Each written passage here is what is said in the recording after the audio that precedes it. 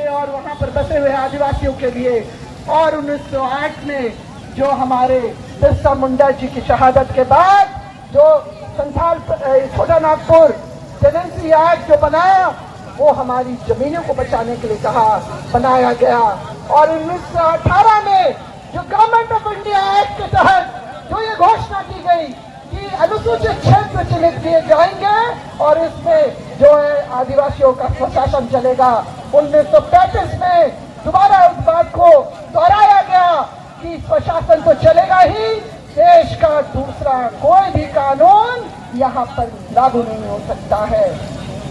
ये हमारे अपने पूर्वजों के कुर्बानी का ये ताकत थी, उनकी कुर्बानी का ये असर था।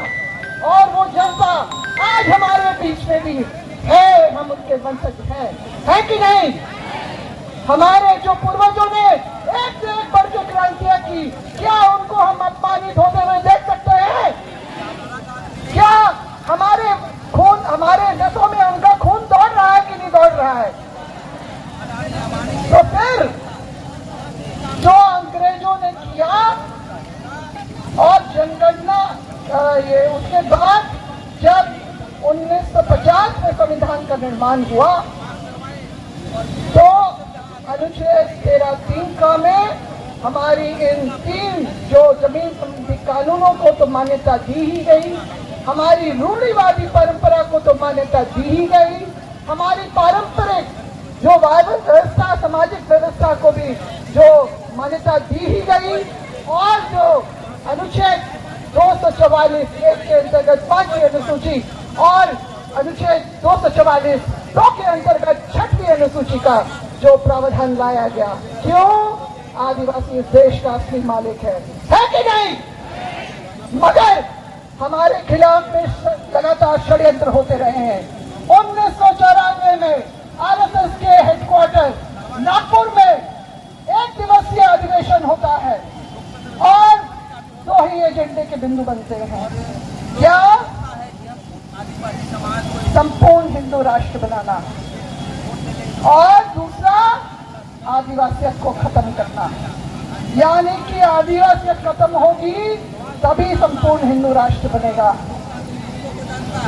और उसके तहत ही जब 20 साल बाद जब मोदी सरकार इस देश में बैठती है तो चर्च से पहले हमला, 2015 में मुसलमानों पे हमला, उसके बाद 2016 में सरना सनाती में एक है का नारा मेरे ही अपने गृह जिला गुमला में इसका जो लगाया जाता है, जिसका घोर विरोध हुआ।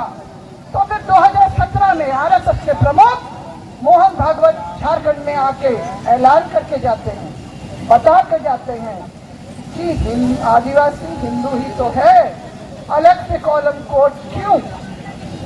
तो 1961 से लेकर 2011 तक जो हमारे पास जो धर्म कॉलम कोड था, जो 2011 में 50 लाख सरना आदिवासियों ने अपनी उपस्थिति दर्ज करवाई, उसको 2020 के जनगणना का कार्य से पहले, पवित्र छपने से पहले उसको हटा दिया गया। ये धर्म कॉलम कोड न सिर्फ हमारी पहचान है बल्कि वो संवैधानिक अधिकार है जिसके आधार पे हर प्रदेश में और देश में आदिवासियों की कितनी आबादी है, उसका क्या प्रतिशत निकलता है और उसका सिर्फ जो उसी पे आधारित हमारा आरक्षण निर्धारित होता है और जो उसी पे आधारित हमारा नीति निर्धारण होता है। राज्य की राजभवन के समीप झारखंड के तमाम दूर दराज से आए हुए कन्नड़ समाज के शिक्षकों, माँ बहन, भाई बहन, सबों को हमारा जोहार। आज आप लोग राजभवन के समीप जो खड़े हुए हैं, लिखा हुआ आप देख रहे हैं, आदिवासी बचाओ मोर्चा। अब सवाल होता है कि आदिवासी बचाओ मोर्चा का सब क्यों लिखा गया? आज हमारा वजूद अर्थात आदिवासियत का वजूद आशा भाषा संस्कृति से होता है। हमारा संस्कृति, हमारा नाच गान, हमारा भाषा, यही हमारी पहचान है। हमारे केंद्रीय शरणार्थल सिरमटोली, ये बाबा कार्तिक उरांव, डॉक्टर रामदयाल मुंडा, आदरणीय कड़िया मुंडा जी, इनके शुभ कर्मों के द्वारा आज बताकर रखा गया वो स्थल है जिसको हम लोग अपना आस्था का केंद्र मानते हैं। आज हमारा वजूद को मिटाने का भरसक प्रयास किया जा रहा। एक व्यक्ति जो कि महान जुमलाबाज, झूठ बोलने वाला आदि है, हमारा धरती आदि बाबा का स्थल में जाते हैं, धरती बाबा का स्थल में जाते हैं और बोलते हैं हम जनजाति हैं। उस व्यक्ति को, आदिवासी को बोलने में क्यों शर्म आता है? आपको शर्म आता है? आज अब हम देखते हैं कि ये सफेद लाल झंडा पकड़े हैं। आदिवासी सच्चा है, ईमानदार है, सच्चाई का प्रतीक है। और आदिवासी जब उग्र होता है तो क्रांति भी करता है।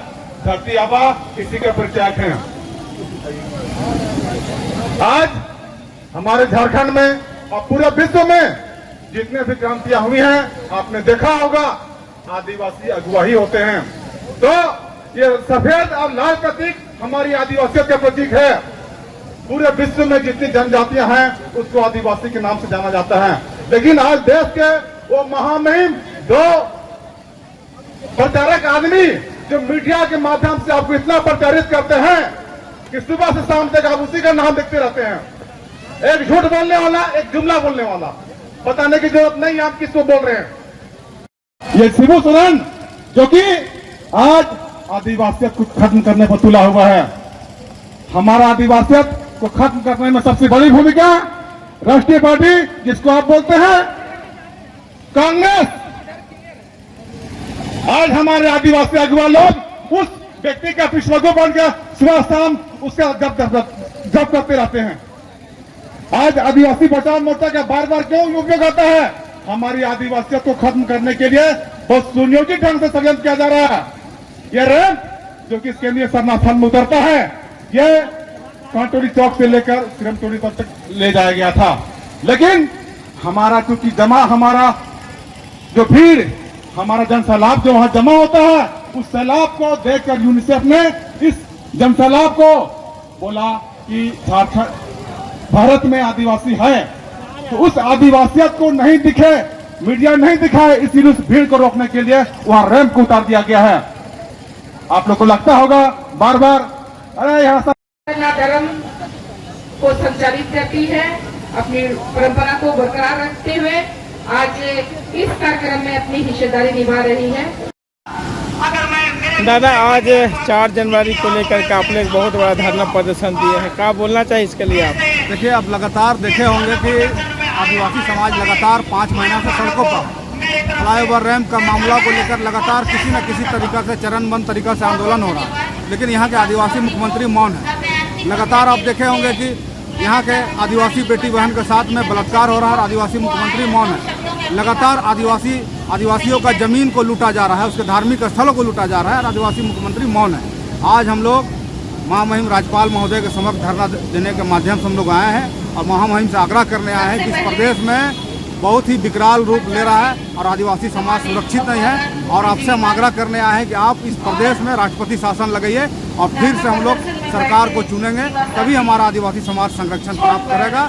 और ये इसके बाद फिर एक बृहद कार्यक्रम किया गया है जो 4 तारीख को पूरे झारखंड बंद किया गया है, जो पूरे विभिन्न आदिवासी संगठनों का पुरजोर विरोध होगा। और हम लोग बंदी के माध्यम से इस सरकार को हम लोग चैलेंज करना चाहते हैं, बताना चाहते हैं अपना पद। बबलू मुंडा, अध्यक्ष केंद्रीय दादा, आज आदिवासी बचाओ मोर्चा के तहत एक बैनर धरना देना, क्या बोलना चाहिए इसके लिए? आज हम लोग जो है आदिवासी समाज पूरा झारखंड सरकार में जो ठगपन चल रहा है, यहाँ आदिवासी का जो विरोध हो रहा है, हम लोग कोई भी चीज़ को आवाज़ उठा रहे हैं, ये सरकार में जो है आवाज़ को सुनी नहीं जा रही है। रैंप के मामले में हम लोग 4-5 महीनों से लगातार जो है आंदोलन कर रहे हैं।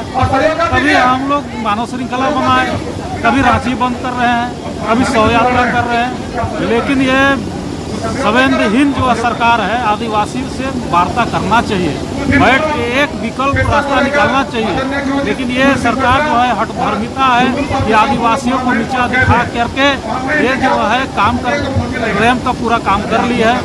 और अभी जो है शराब का नीति देख लीजिए, जो है आदिवासियों का ट्राइबल एडवाइजरी काउंसिल जो आदिवासियों के एक नीति निर्धारण होता है, विकास कैसे करे, शिक्षा कैसे हो, रोजी रोजगार कैसे मिले, आदिवासियों का डेवलपमेंट कैसे करे, ऐसे में शराब नीति लागे, गाँव गाँव शराब बेचवा रही है। वो भी क्या करती है, ग्राम सभा लागू करके 1996 का जो ग्राम सभा कानून है 1996 का, वो तो लागू है ही नहीं है। तो फिर ग्राम सभा सरकार करके मतलब क्या साबित करना चाहती है? अभी देख रहे हैं सरना कोर्ट का आवाज़ उठा रहे हैं राजभवन के सामने। अरे सरना कोर्ट का आवाज़ उठाना है तो दिल्ली में जाइए, प्रधानमंत्री को घेरिए, गृह मंत्री को घेरिए, तब जो है आदिवासी समाज जो है मानेगा। अब संसद में आवाज़ उठाइए, ये तो नहीं कर रहे। आदिवासी को बुड़बक बना करके है सरना कोर्ट। आपने देखा होगा कि बीते बार सरना कोर्ट का आवाज़ उठाया, आनंद फानंद में दिल्ली भेज दिया। नतीजा क्या हुआ? लड्डू और मिठाई यहाँ बटा, ढोल लगड़ा बटा। यहाँ के भी लोग खूब फिर के एकदम जैसे लग रहा है कि सरना कोड मिल गया है। आदिवासी को छुट्टियाँ बनाना छोड़ दीजिए साहब। आदिवासी जग गया है। 4 जून को पता चलेगा, समस्त झारखंड जो बंद हो रहा है उस समय आदिवासी को ताकत का पता चलेगा कि आदिवासी समाज अब जग चुका है। और सरकार का ऐसे सरकार और दलालों का हुक्का पानी बंद करने का काम है। दादा, आपका कहना एकदम जायज है कि जो सरकार है हट धर्मा मतलब अपना के बैठे हुए है, तो लेकिन क्या रीजन है कि जो सरकार एक भी बात नहीं सुनने को तैयार है? ऐसा क्यों? सरकार ठान ली है कि आदिवासी को नस्ता नबूद कर देना है, आदिवासियों के अस्तित्व को मिटा देना है, दारू पी के मरा देना है। एक आदिवासी मुख्यमंत्री हो तो आदिवासियों के साथ ऐसा करना का उचित है? काहे मजाक कर रहे हैं सरकार? आदिवासी का सरकार रहता हमारा लोग पलायन नहीं करता।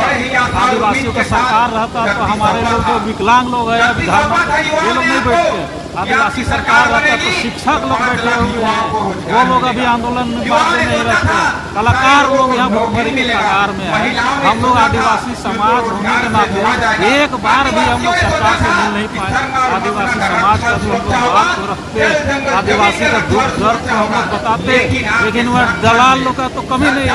पिंटू बैठे हुए आदिवासी का जो मूलभूत दुख दर्द है पता नहीं है। हवाई में चल रहा है, लोगों दलाल को धर लिया और मजा ले रहा है आदिवासी। 4 जून का बंदी रखे आप लोग झारखंड का, उस पर कितना आपको लग रहा है कि बंदी का मतलब जगह होगा, अस्त व्यस्त हो जाएगा, सरकार की नींव हिल जाएगी। ऐसा जो बंदी होने वाला है, रांची बंदी में देखा ना, वो छोटा सा टेलर था।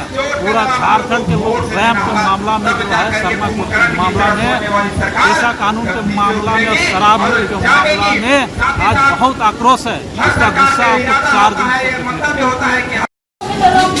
मैडम, आज देखा जाए कि आदिवासी बचाओ मोर्चा के तहत गुलगुलान के रूप आप लोग ले रहे हैं, क्या बोलना चाहिए इसके लिए?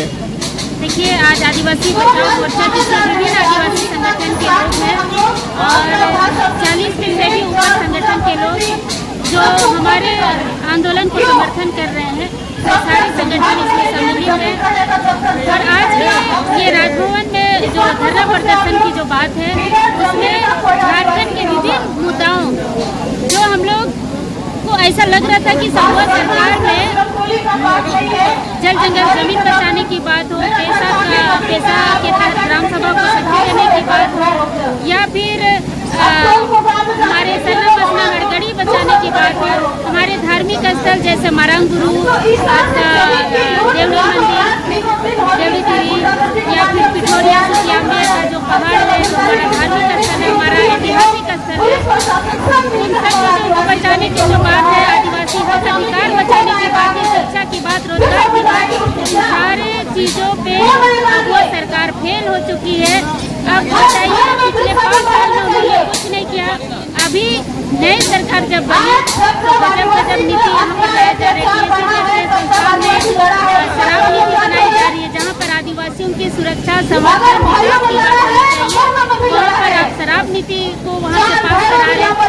सारा चीज़ जो है आदिवासी विरोधी नीति बनाए जा रहे हैं, इसको लेकर तभी आदिवासी संगठन के लोगों ने गुलाम शुरू कर दिया है। सिरमटोली सरना स्थल का जो रैंप का मामला था, जो माननीय सरकार ने पूरा नहीं किया और हट धर्मिता दिखाते हुए आदिवासी समाज से हट धर्मिता कहाँ तक जाती है।